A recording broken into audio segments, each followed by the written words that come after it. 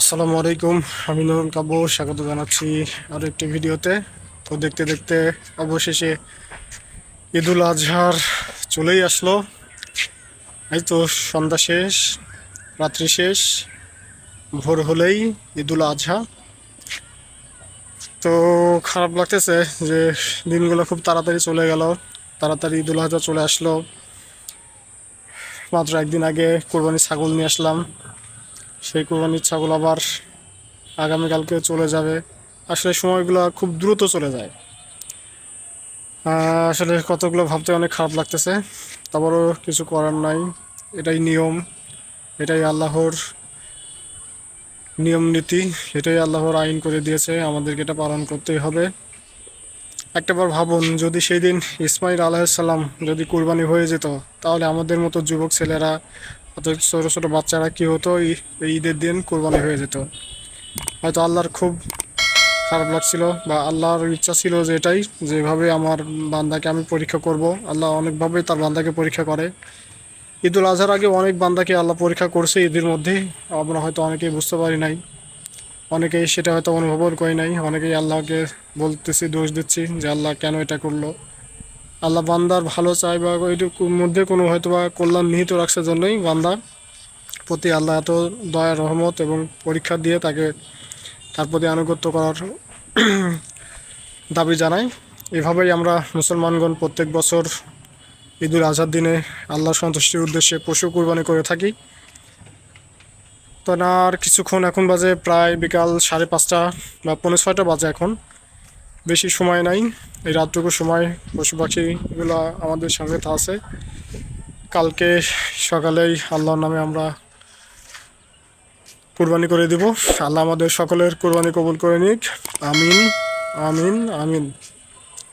তো সন্ধ্যাবেলা থেকে ছাগলের সঙ্গে আমরা কিছু সময় কাটাবো, শেষ সময়। আসলে ভাবতে অনেক খারাপ লাগতেছে যে পশুগুলা 2-3 দিনের জন্য আমাদের কাছে আসে, অনেক মায়া বাড়ায়, আবার চলে যায়। তারপরও এটাই নিয়ম, এই নিয়ম আমাদেরকে মানতে হবে। আল্লাহ যেহেতু নিয়ম করে দিয়েছে, আমাদেরও কোনো উপায় নাই, কিছু করার নাই। নিয়মগুলো আমাদেরকে পালন করতেই হবে। তো সেগুলো দেখাবো, তো ছাগলের সাথে আমরা কীভাবে সময় কাটালাম, কী করলাম, শেষ সময়টুকু আমরা কীভাবে কী করি, সেগুলো আপনাদের সঙ্গে শেয়ার করব। আর ভিডিওটা ভালো লাগলে অবশ্যই সাবস্ক্রাইব করে দেবেন এবং লাইক কমেন্ট শেয়ার করবেন। দেখা হচ্ছে পরবর্তী সময়। গাড়ি থেকে লাভ মারলেই তো বিপদ। আগামীকালকে ঈদ, সন্ধ্যাবেলায় গরু নামানো হচ্ছে, দেখা যাক গরুর প্রতি লাভ।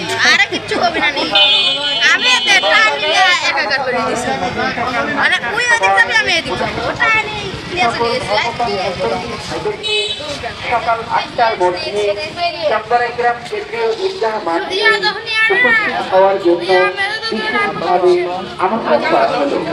আমন্ত্রণে চন্দনাইগ্রাম কেন্দ্রীয় ঈদগাহ মাঠ পরিচালনা কমিটি। জামাত কয়টা? 8:30 না 8টা? এলাকাবাসী আসসালামু আলাইকুম। চন্দনাইগ্রাম কেন্দ্রীয় ঈদগাহ মাঠের পক্ষ থেকে আপনাদের সকলকে জানাই পবিত্র ঈদুল আজহার আন্তরিক শুভেচ্ছা ও অভিনন্দন। ঈদ মুবারক, ঈদ মুবারক। চন্দনাইগ্রাম কেন্দ্রীয় ঈদগাহ মাঠের ঈদুল আজহার ঈদের নামাজ আগামীকাল সকাল 8টার সময় নামছে গরু। সকল ধর্মপাল মুসল্লি ভাইদেরকে সকাল 8টার মধ্যে চন্দনাইগ্রাম ঈদগাহ মাঠে উপস্থিত হওয়ার জন্য গরু ইজিলি নেমে গেল, কোনো পাগলামো করলো না।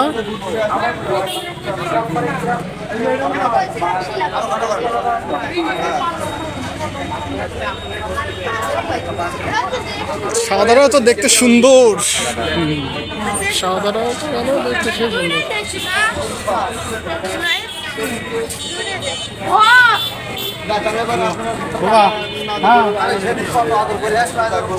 আমি বর্তমান বাজারও আছি।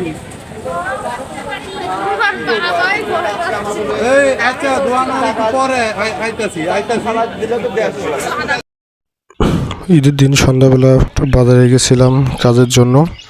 তো বাজারে গিয়ে দেখলাম এত পরিমাণে ভিড়, যেহেতু ঈদের আগের দিন রাত, তাই সবাই আসছে বাজার করতে। কিছু না কিছু বাজার প্রয়োজন হয়, তাই সবাই বাজার করার জন্য বাজারে আসছে। আমিও গেছিলাম একটু কাজের জন্য।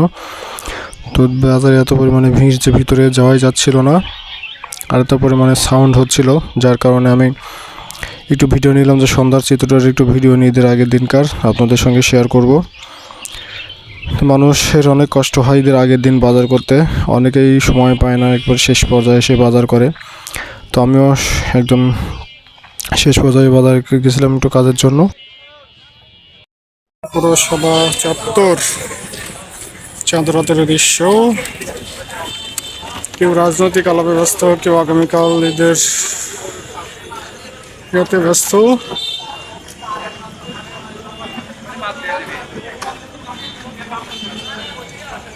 কেউ ফ্রেন্ডস আড্ডায় ব্যস্ত।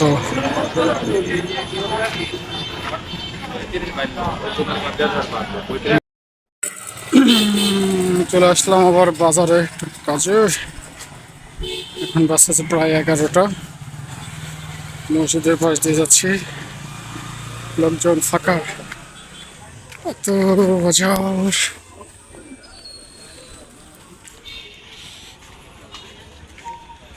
এত ভিড়, এত কিছু। বাজারের ভিতরে ভিড় আছে, কিন্তু এই সাইডে খুবই হালকা।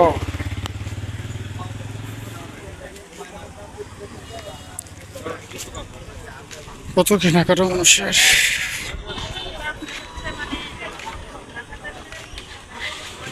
দোকান বন্ধ করে দিয়েছিল, দোকান যা ছোটখাটো কিছু জিনিস নিতে হবে। শেষ রাতের দিকে গেছিলাম একটু বাজারে, এখন 11টা পার হয়ে ঢুকলাম একটু বাজারে, একটু জিনিস কেনাকাটা করার জন্য, সেটা মনে ছিল না। তো বাজারে গিয়ে দেখলাম ওই বাজারের মাঝখানে অনেক ভিড়, কিন্তু সামনের দিকে অনেক ফাঁকা, যেহেতু 11টা পার হয়ে গেছে। রাতে মানুষ আর বাজারে খুব একটা নাই, শুধু বাজারের ভিতরে কিছু ভিড় ছিল, যারা দোকানদার মানুষ ছিল তারা কিছু কেনাকাটা করতেছিল। এখন মানুষ দেখেন এই যে মাংস কাটার জন্য খাট এইগুলো নিয়ে বসে আছে, এই কাঠগুলো মানুষ নিবে এরকম আশায় বসে আছে। তো ভাবছিলাম যে 11টার সময় কি আর এই কাঠ নিতে আসবে। তো এই যে কাঁচা বাজারের কিছু মানুষ এখনো বসে আছে।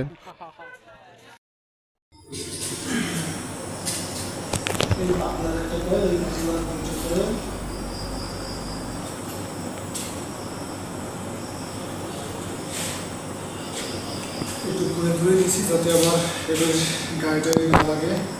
এখানে যত কালার টেনে আছে, ছাগলের সাথে শেষ মুহূর্ত আমরা শেষ করলাম।